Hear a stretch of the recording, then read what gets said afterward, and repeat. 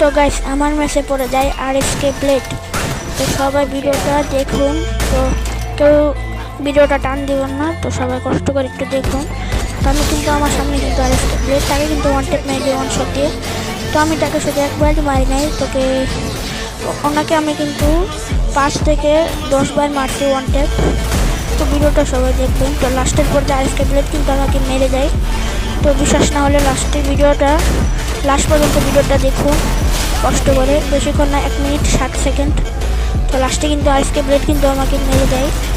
তো ভিডিওটা সবাই একটু কষ্ট করে দেখুন।